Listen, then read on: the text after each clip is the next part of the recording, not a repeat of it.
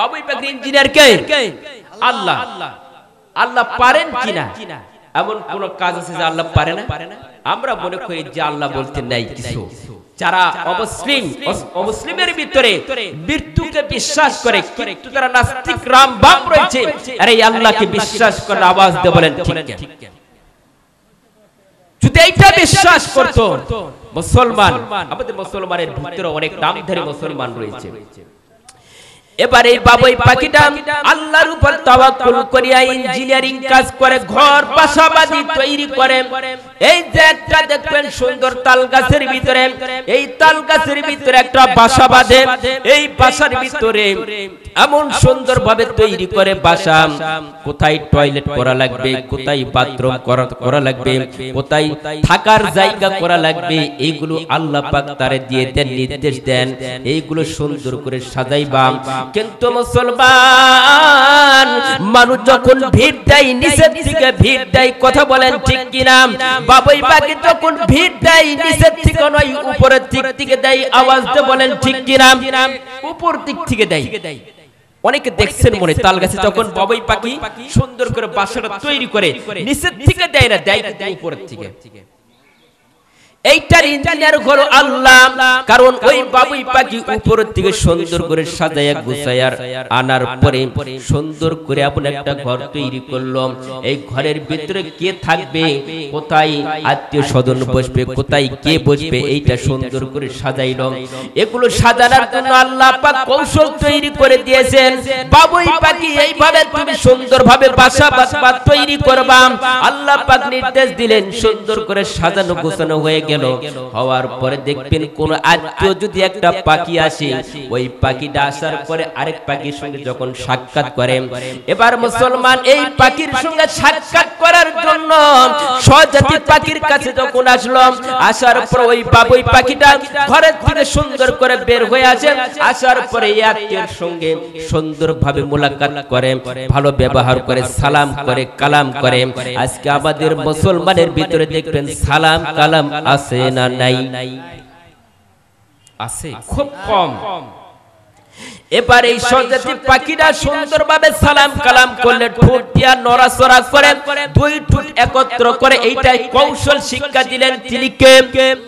আল্লাহ দিয়েছেন। ওদের ভিতরে মোহব্বত থাকতে পারে, কিন্তু আমাদের ভিতরে মোহব্বত কেন নাই? আল্লাহ বান্দা বান্দিকে তৈরি করেছে এত সুন্দরভাবে শুধু একমাত্র তারই গোলামি করার জন্য। এই পৃথিবীর বুকে যদি এই কোরআনের আইনটা যদি মানত, আমার দৃঢ় বিশ্বাস এই পৃথিবীর মুসলমান অমুসলিম হয়া মুনাফিক হয়া মরতে পারত না। আওয়াজ দিয়ে বলেন ঠিক কিনা? আমাদের দেশের ভিতরে সর্বপ্রথম এই যে আমাদের নর নারী যে মহিলারা যারা রয়েছেন, এর আমি আলোচনা করব আস্তে সামনে। তবে পর্দার বিধান আমাদের জারি করা দরকার আছে না নাই? পর্দার বিধান কি আছে? পার্লামেন্টে একটা দিন বলেছিলেন, সেটা হচ্ছে করোনা ভাইরাসের সময়, প্রায় যখন 2017-18 সালে করোনার সময় পার্লামেন্টে একটাবার বলা হলো যে এই বাংলাদেশের ভিতরে সকল মুসলমান, সকল মানুষ, মুসলিম অমুসলিম যারা মানুষ রয়েছে, সকলকে মাস্ক পরিধান করা লাগবে। এটা নির্দেশ দিলেন কে? পার্লামেন্টে এই আইন জারি করা হলো। আপনার মাস্ক যদি থাকে আপনি সার্ভিস পাবেন, আর মাস্ক যদি না থাকে নো মাস্ক, সার্ভিস নেই। এইটা পার্লামেন্টে জারি হয়ে গেল। নামাজের কথা কি পার্লামেন্টে বলতে পারে না? পর্দার বিধান কি পার্লামেন্টে বলতে পারে না? যে পর্দার বিধান চালু হবে, কোরআনের আইন চালু হবে, এই কোরআনকে দেশ করাতে হবে। মুসলমান ভাইরা, সারা বাংলাদেশের মুসলমান একত্র হয়ে নাস্তিক বিরোধীর বিরুদ্ধে আমরা সকল আন্দোলন করব যতক্ষণ পর্যন্ত বাংলাদেশের কোরআনের আইন না চালু হবে। আওয়াজ দিয়ে বলেন ঠিক কিনা? আমরা কখনোই ভালো হতে পারবো না। আমরা চেষ্টা করছি আমার বিবিকে পর্দায় রাখবো, আমার মেয়েকে পর্দায় রাখবো, কিন্তু আপনি যে একজন পার্লামেন্টে বসে থাকলেন, আপনি যদি একবার বলেন দৃঢ় বিশ্বাস এই বাংলাদেশে পর্দাবিহীন মানুষ থাকতে পারত না। আওয়াজ দিয়ে বলেন। এইটা আমাদের বিধান চালু হবে কবে? আমরা যেন এই বিধান দেখিয়েই বলি সকল আল্লাহুম্মা আমিন। এবার সম্মানিত ভাইরা, তাহলে পর্দা করা দরকার আছে না নাই? এই পাখিটা বাবাই পাখি বলল, স্বজাতি পাখিকে বলল, পাখি ভাই তুমি আমার কাছে এসেছো, কোনো আপত্তি নাই, তোমাকে ঘরের ভিতরে নেওয়া যাবে না, কারণ ঘরের ভিতরে আবার একটা বিবি থাকে। আমি বললাম ফরজ গোসল করবেন, এরা যথেষ্ট, সমস্যা নেই। তবে আপনি কি একটা পরিকল্পনা করেছেন, চিন্তা ভাবনা করেছেন যে আপনার দেহের ভিতরে কোন জিনিসটা, কোন প্রোডাক্ট জিনিসটা আপনার দেহের ভিতরে ঢুকাচ্ছেন, এটা কি পরিকল্পনা করেছেন? আপনার দেহের ভিতরে, বডির ভিতরে সুন্দর সুন্দর জিনিস ঢুকাতে হবে, হালাল খাদ্য ঢুকাতে হবে। এই খাদ্য ঢুকাই আপনার বডিকে সুন্দরভাবে গোছায়া তাজা মোটা করতে হবে। এই বডি দিয়ে আপনাকে ইবাদত করতে হবে কার? আল্লাহ। তাহলে এই বডির ভিতরে আমাদের খাদ্য ভেজাল আছে না? আছে না? তবে দেশে নাই, সারা বিশ্বের ভিতরে অনেক জায়গায় এই অবস্থা। তার এই নবী, আমার নবী, বিশ্ব নবী জনাবে মুহাম্মদুর রাসূলুল্লাহ, সকলে বলি সাল্লাল্লাহু আলাইহি ওয়াসাল্লাম, এই নবী এই কলেমার দাওয়াত দিয়েছেন। শুধু কি এই নামাজের কথা বলছেন কি বলেন নাই? বারবার তাকিদ দিয়েছেন নামাজের কথা। মুসলমান ভাইরা, রাসূল সাল্লাল্লাহু আলাইহি সাল্লাম এই মুতার প্রান্তে জিহাদের জন্য সাহাবায়ে কেরামদেরকে ডাক দিলেন। কাদেরকে? সাহাবীদেরকে। লক্ষ লক্ষ মুসলিমের বিরুদ্ধে জিহাদ করার জন্য আমার রাসূল ডাক দিয়েছেন। সাহাবীরা এখন এই মুতার প্রান্তে জিহাদের জন্য তোমাদেরকে সকলকেই যেতে হবে। এবার সম্মানিত ভাইরা, এই জিহাদের জন্য, মুসলিমের সঙ্গে জিহাদ করার জন্য আল্লাহ পাক, আল্লাহর নবী ঘোষণা করলেন সাহাবীদেরকে, ও সাহাবীরা তোমাদেরকে যেতেই হবে ওই জিহাদ করার জন্য, আন্দোলন করার জন্য। এই জিহাদের জন্য, মুতার প্রান্তে জিহাদের জন্য একজন নয়, দুইজন নয়, আল্লাহ পাক তিনজন ব্যক্তিকে নিযুক্ত করলেন। এক নাম্বার করলেন যায়েদ রাদিয়াল্লাহু তাআলা আনহুকে, দুই নাম্বার করলেন জাফর রাদিয়াল্লাহু তাআলা আনহুকে, তিন নাম্বার করলেন আব্দুল্লাহ বিন রাওহা রাদিয়াল্লাহু তাআলা আনহুকে। তিনজনকে নিযুক্ত করার পরে আল্লাহ পাক নবী অর্ডার করলেন তিনজনের ভিতরে একজনকে বললেন যাও, তোমার পিতামাতার কাছ থেকে বিদায় নিয়ে আসো, তোমার পিতামাতার কাছ থেকে বিদায় নিয়ে চলে আসো।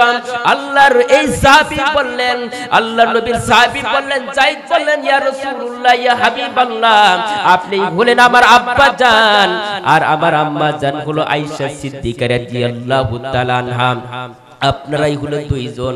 আল্লাহর রাসূলকে, আল্লাহর রাসূলের কাছে এই কথা বলাও সারা। আল্লাহর নবী বললেন, যায়েদ ঠিক আছে, তোমার যাওয়া লাগবে না। এবার জাফরের পালা এসে গেল। জাফরকে বলে, জাফর যাও যাও, তোমার বিবি বাচ্চার কাছ থেকে বিদায় নিয়ে চলে আসো। এইবারে বিবির কাছে গেল। যাওয়ার পরে জাফর বিবিকে বলে, বিবি রে একটু দাঁড়াও, একটু আমার কথা শোনো। বাড়ির দরজা খুলে দিলেন, সালাম জানাইলেন। মুসলমান বলেন তো আজকে কি আমাদের সালাম কালাম আছে? আজকে আমাদের বিবিকে সালাম দেই না, বাড়িতে ঢুকলো সালামের প্রয়োজন হয় না। অন্য এক বাড়িতে ঢুকবেন, হয়তো ভাই নাই, ভাইয়ের বিবি আছে, ভাবি আছে, ভাবিকে সালাম ঠিকই দিচ্ছে। এরকম মুসলমান জাতি আছে না? ঠিকই সালাম দেয়, নিজের বউকে সালাম দেন না, এরকম মুসলমান আছে?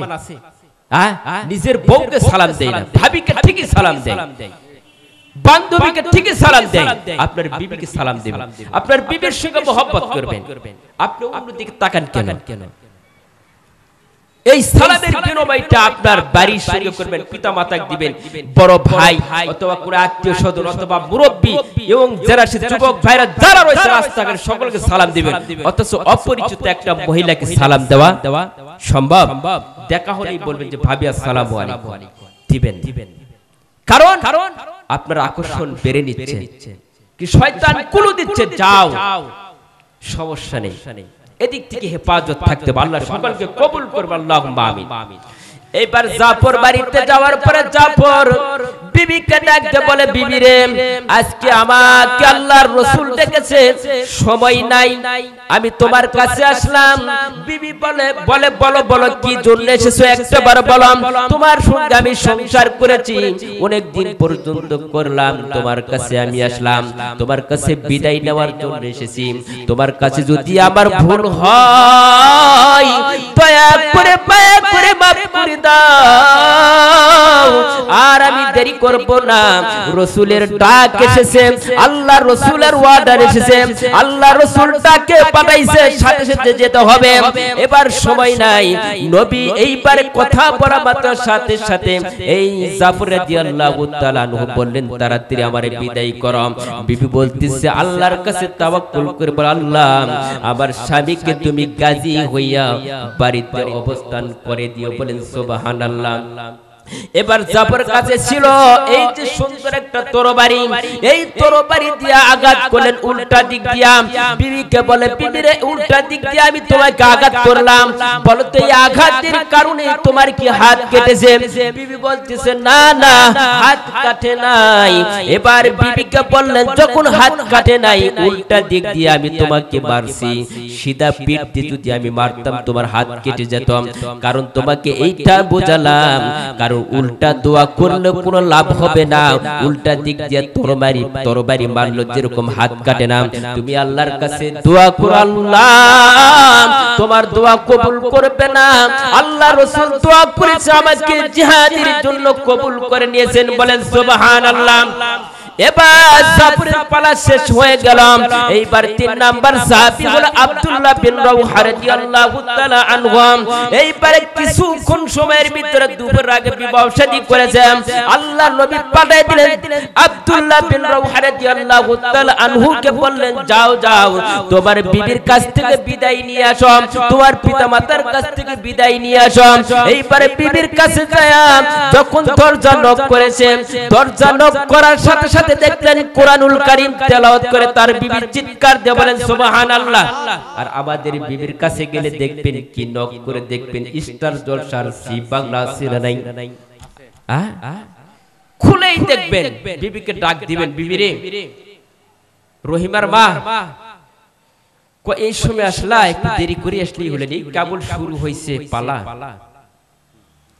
এই সমস্ত মেয়েদেরকে যদি আপনি শাসন না করতে পারেন হেফাজত যদি না করতে পারেন এর দায়ী হবে আপনার বিবি না আপনি গাড়ি যখন অ্যাক্সিডেন্ট হয় ড্রাইভারকে সন্ধান করে আওয়াজ দিয়ে বলেন ঠিক কিনা কিয়ামতের ময়দানে আপনাকে ধরবে আপনার বিবিকে ধরবে সাবধান হয়ে যান সারা জীবনের জন্য আসি নাই অল্প কিছুদিনের জন্য কখন যেন আল্লাহ পাকের হুকুম হবে যেতে হবে আওয়াজ দিয়ে বলেন ঠিক কিনা এবার সম্মানিত ভাইরা আব্দুল্লাহ বিন রাওহা রাদিয়াল্লাহু তাআলা আনহু বিবির কোরআনুল কারীম তেলাওয়াত শুনলেন আর বিবির ডাক দিয়ে বলেন বিবিরে সময় নেই একটু আমার কথাটা শোনো বিবি ঘর থেকে বের হয়ে আসলেন স্বামীকে বললেন স্বামী তুমি আমার ঘরের ভিতর আসো এইবার আব্দুল্লাহ বিন রাওহা রাদিয়াল্লাহু তাআলা আনহু বললেন না না আমি ঘরের ভিতর যাব না সময় নেই আল্লাহর রাসূল ডাক দিয়েছে কোন মোতার প্রান্তে জিহাদের জন্য আমি চলে যাব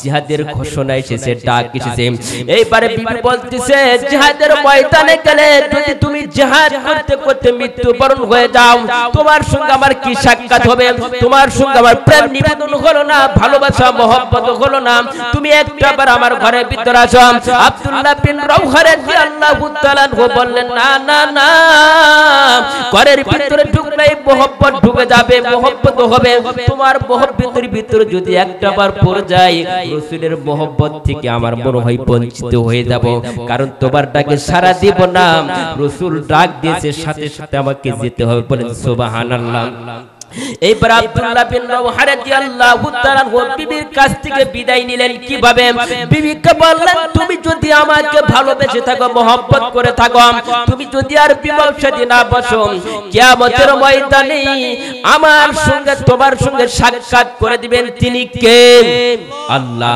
বলতেছে শুধু এই সাক্ষাৎ নয় জান্নাতের ভিতরে আমরা স্বামী স্ত্রী থাকবো বলেন সুবহানাল্লাহ আজকে আমাদের স্বামী স্ত্রীর মিল নাই স্বামী স্ত্রীর মিল অমিল হওয়ার কারণটাই হলো একটাই লক্ষ্য টাকা হাজার হাজার ইনকাম করলাম বিবির জন্য ছেলের জন্য মেয়ের জন্যই কোনোই লাভ নাই যখন আপনার মৃত্যুর সময় চলে আসবে তার আগেই দেখবেন সম্পদ ভাগাভাগি শুরু হয়ে যাবে কথা বলেন ঠিক কিনা মুসলমান ভাইরা রাসূল সাল্লাল্লাহু আলাইহি সাল্লাম এবার জিহাদের জন্য মুতার প্রান্তে জিহাদের জন্য 3 জনকে নিযুক্ত করলেন ডাক দিলাম জিহাদ আরম্ভ হয়ে গেল ওই জিহাদের ময়দানে যায়েদ রাদিয়াল্লাহু তাআলা সর্ব সর্বপ্রথম শহীদ হয়েছেন, চিৎকার দিয়ে বলেন সুবহানাল্লাহ। দ্বিতীয় দিন তিনি জাফর রাদিয়াল্লাহু তাআলা আনহু, এইবারে জাফর যখন ডান হাত কাটা হলো, আবার বাম হাত কাটা হয়, এইবারে তারপর এই কলেমার ঝান্ডা নিয়ে থাকলেন। এরপর আব্দুল্লাহ বিন রাওহা রাদিয়াল্লাহু তাআলা আনহুর পালা চলে আসলো। কাফের বেঈমানেরা এইভাবে তাকে এইভাবে মারছে, এইভাবে মারছে, এইভাবে যখন হাত পা কেটে ফেলে দিল, গলা গর্দান পর্যন্ত কেটে দিল, কিন্তু কলেমার ঝান্ডা মাটিতে পড়তে দেয় নাই। বলে দেন সুবহানাল্লাহ। এই কলেমার পতাকা, কলেমার ঝান্ডা মাটিতে পড়তে দিলেন না। এইবারে আব্দুল্লাহ বিন রাওহা রাদিয়াল্লাহু তাআলা আনহু মুখের ভিতর চাপ দিয়ে এত সুন্দর করে কলেমার ঝান্ডা ধরে থাকলাম, কিন্তু আল্লাহ পাকের রাসূল খালিদ বিন ওয়ালিদ রাদিয়াল্লাহু তাআলা আনহু এবার 4 নাম্বার নিযুক্ত ছিল, 4 নাম্বার দায়িত্ব ছিল। এইবারে খালিদ বিন ওয়ালিদ রাদিয়াল্লাহু তাআলা আনহু যাওয়ার পরে দেখেন আইরে কলেমার ঝান্ডা ধরে নিয়ে আসে, আর বলতেছে কলেমার ঝান্ডাতে যখন মুখ থেকে টান দেই বের হয় না। এবারে খালিদ বিন ওয়ালিদ রাদিয়াল্লাহু তাআলা আনহু বলতেছে আমি 4 নম্বরের সেনাপতির দায়িত্ব নিয়েছি, আল্লাহ পাক আল্লাহ রাসূল আমাকে দিয়েছে। এবার সাথে সাথে মুখটা হা হয়ে গেল। এইবারে কলেমার ঝান্ডা নিয়ে রাসূলের দরবারে হাজির হলাম। আল্লাহর নবী বলেন সাহাবীরা বলো কি তোমরা তোমাদের জিহাদের কি অবস্থা, এইটা বললেন না, বললেন কি তোমরা নামাজ পড়ছো কি পড়ছো না? নামাজ পড়ছো, নামাজের তাকিদটা বারবার দিলেন কেন? কারণ নামাজ কারো মাপ নাই, নামাজ বাদ দিয়ে এমন কোন ব্যক্তি নাই জান্নাতের মেহমান হতে পারে। কথা বলেন ঠিক কিনা? মৃত্যুর আগে মৃত্যুর পর আমরা কি নিয়ে যাব আল্লাহর কাছে? যদি আল্লাহ বলে ও বান্দা বান্দি তোমাকে সৃষ্টি করলাম, সুন্দর করে বানাইলাম, তুমি আমার জন্য কি আনছো? বলেন তো আল্লাহর কাছে কি আমরা হিসাব দিতে পারবো? কোন হিসাব দিতে পারবো না।